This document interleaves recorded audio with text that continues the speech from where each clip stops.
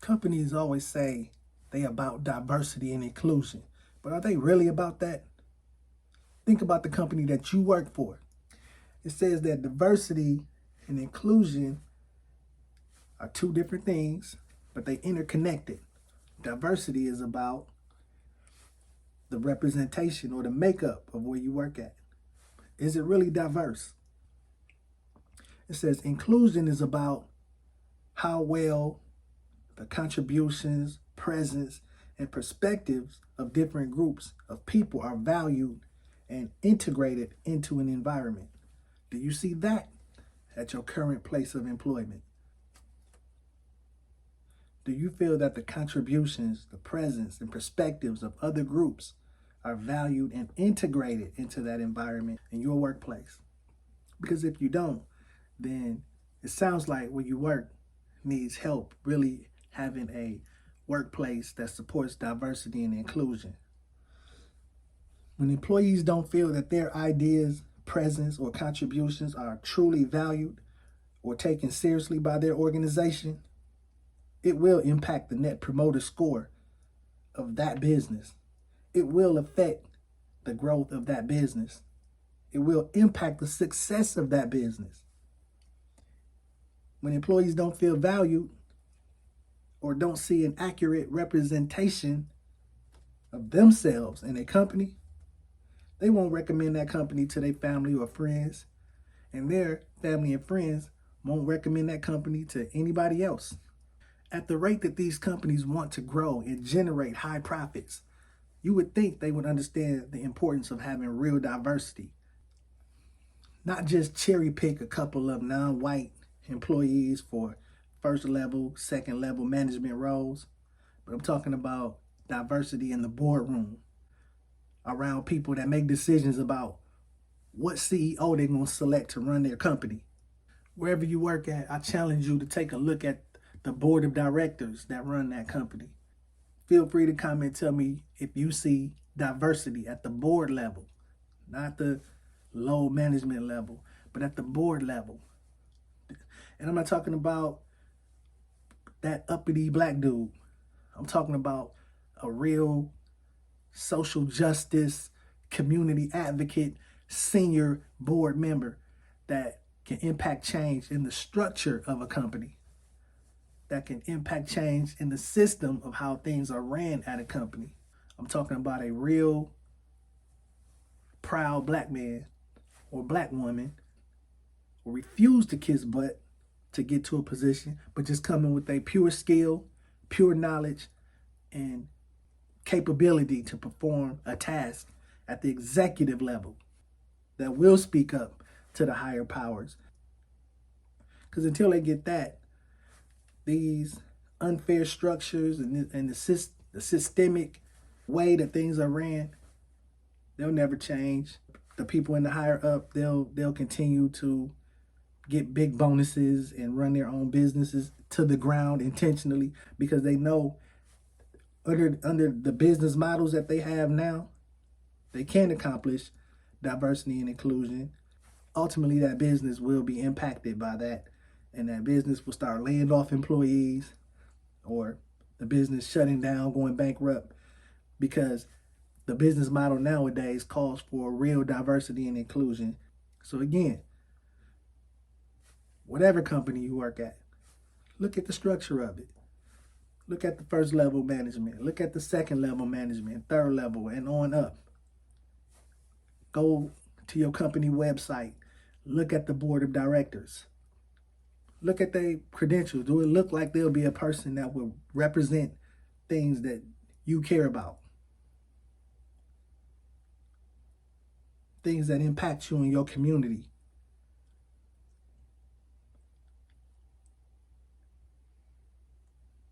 How often do they show up to look at where you work and try to bring in things that make you feel comfortable, make you feel welcome there?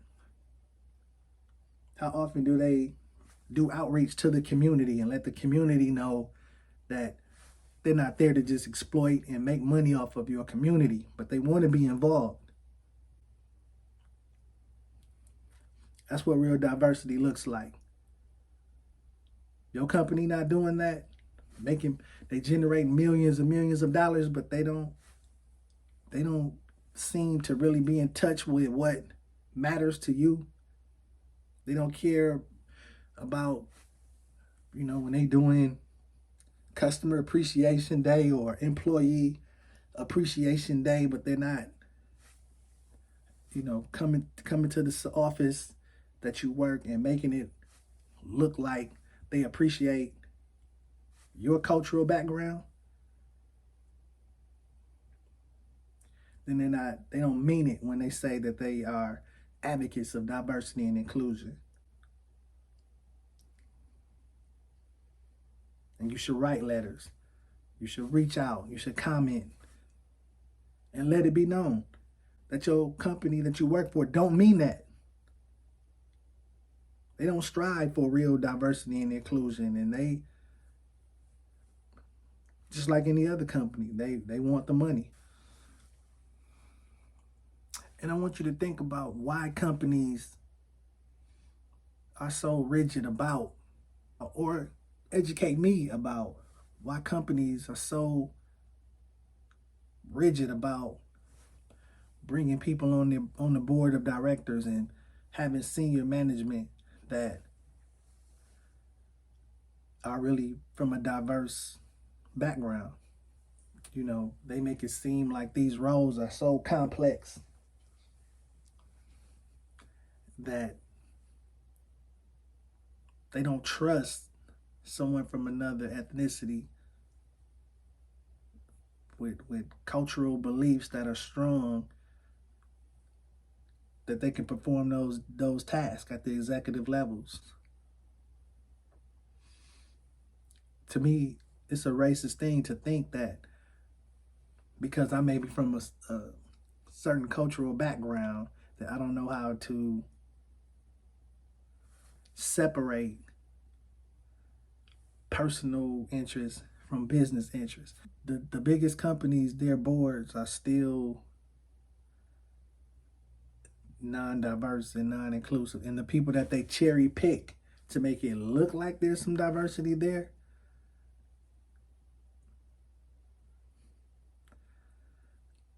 you will see that those type of people are pretty much whitewashed. They don't represent people like you and I.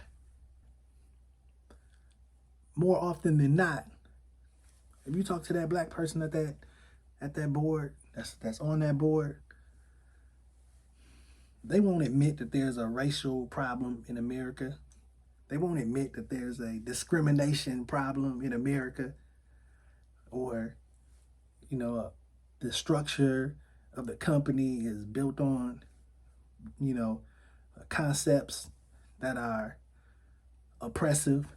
They won't admit that.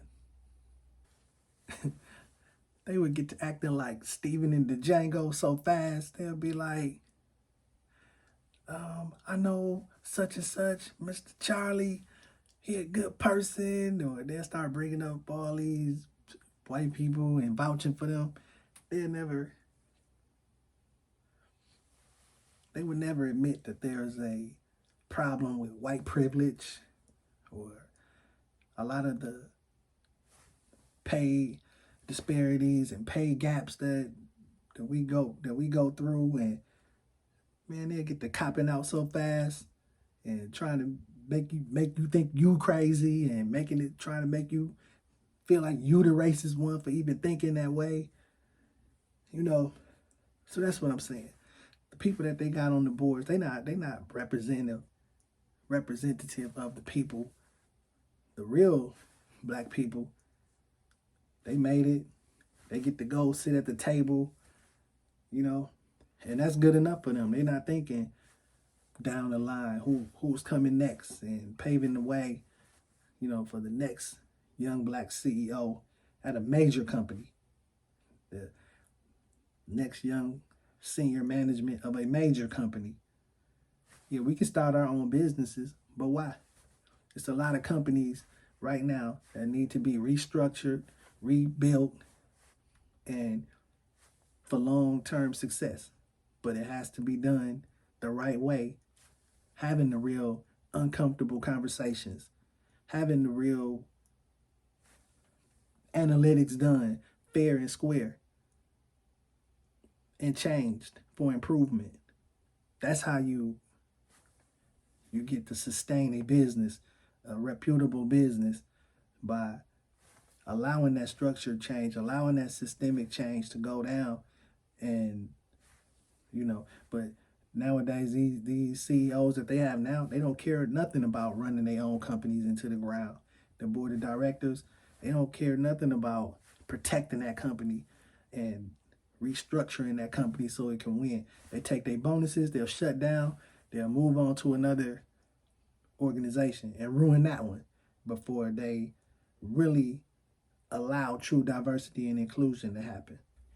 This message, I just wanted to say, whatever company you work for, go look at the board of directors, look at the senior management, look at the CEO, look at their political beliefs. Look them up. If they made it to a CEO level, more than likely, they some people that you can look up online and see who they donate to, what type of organizations they donate to, and people end up in scandals. You wonder how they get to the point where they are, CEOs and vice presidents of companies. Has a lot to do with their political affiliations and alignment and all of the favors that they do for each other